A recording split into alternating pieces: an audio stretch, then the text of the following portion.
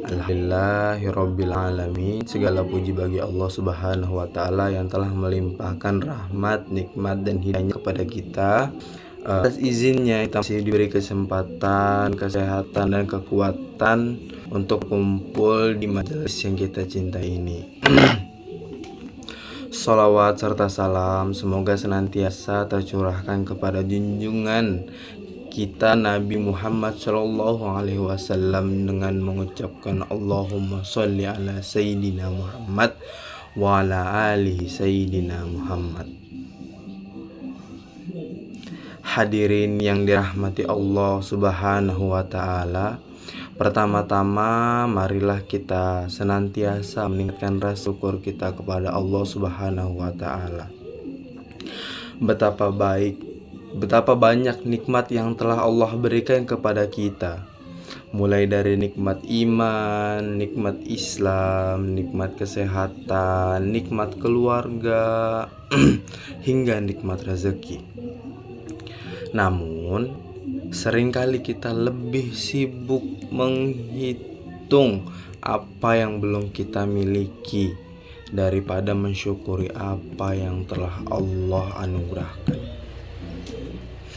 Allah Subhanahu wa taala berfirman dalam surat Ibrahim ayat 7, sesungguhnya jika kamu bersyukur, niscaya akan aku tambahkan nikmat kepadamu. Tetapi jika kamu mengingkari kenikmatanku, maka sesungguhnya azabku sangatlah pedih. Ayat ini mengajarkan rasa bersyukur bukan hanya diucapkan dengan lisan, tetapi juga diwujudkan melalui ketaatan kepada Allah Subhanahu wa taala. Dan menguatkan nikmatnya untuk hal-hal yang baik. Hadirin berbahagia yang dirahmati Allah Subhanahu wa taala. Sebagai seorang muslim, tujuan hidup kita bukan hanyalah mengejar kesuksesan dunia, tetapi juga kebahagiaan di akhirat.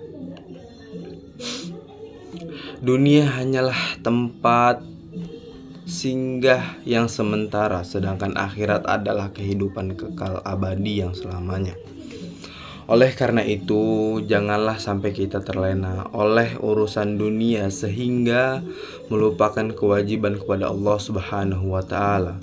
Kesibukan bekerja, belajar, maupun mencari rezeki tidak boleh membuat kita meninggalkan sholat, membaca Al-Quran, berzikir dan berdoa. Rasulullah Shallallahu Alaihi Wasallam bersabda bahwa amalan pertama yang akan dihisab pada hari kiamat adalah sholat. Jika sholat seseorang baik, maka baik pula amal-amalnya. Sebaliknya, jika sholatnya rusak, maka amal lainnya pun ikut rusak atau terpengaruhi. Karena itu, marilah kita menjaga sholat 5 waktu kita tepat waktu dan berusaha melaksanakannya dengan khusyuk. Sholat bukan sekedar kewajiban, melainkan kebutuhan seseorang hamba untuk mendekatkan dirinya kepada Rabb-Nya. Hadirin yang dimuliakan Allah, selain memperbaiki hubungan dengan Allah, kita juga harus memiliki hubungan dengan sesama manusia. Islam mengajarkan kita untuk saling menghormati, tolong-menolong, menjaga silaturahmi, berkata jujur, menghindari fitnah, ghibah, serta perbuatan yang menyakiti orang lain. Di era media sosial seperti sekarang ini, menjaga lisan juga berarti apa yang kita tulis dan bagikan. Jangan mudah menyebarkan berita-berita yang belum jelas atau hoax, sehingga menghina orang lain. Dan jangan gunakan media sosial untuk menyebarkan kebencian. Rasulullah Shallallahu Alaihi Wasallam bersabda, barang siapa yang beriman kepada Allah dan hari akhir, hendaklah ia berkata yang baik atau diam. Rawahu Bukhari dan Muslim. Hadis ini mengingatkan kita agar setiap ucapan maupun tulisan membawa manfaat,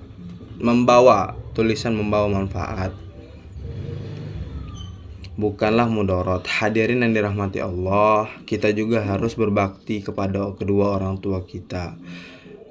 Ridho Allah sangat erat kaitannya dengan ridho orang tua. Selama mereka tidak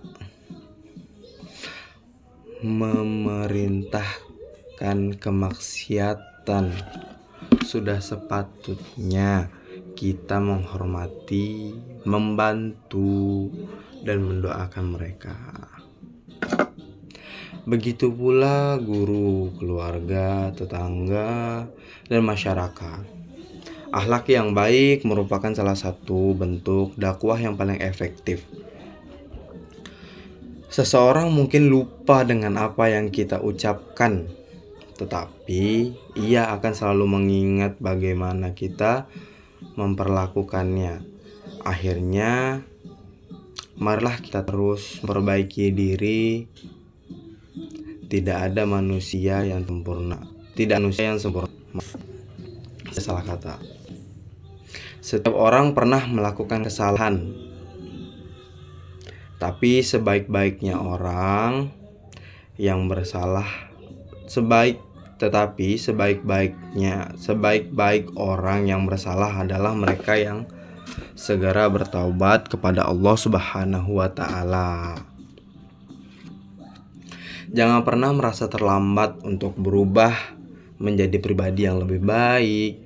Selama kita masih diberi kesempatan untuk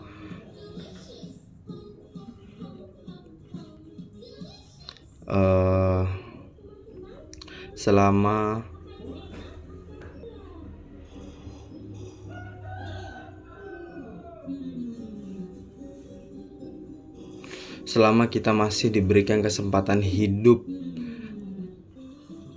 pintu taubat masih terbuka.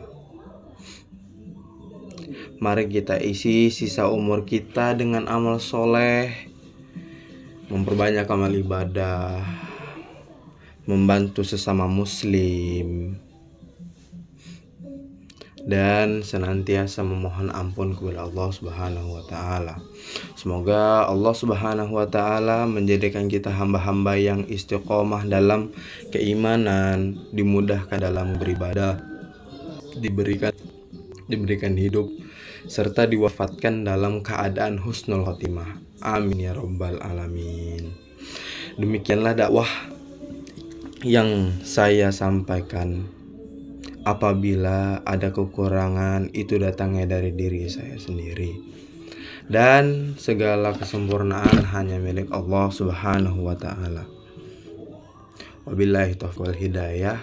Wassalamualaikum warahmatullahi wabarakatuh.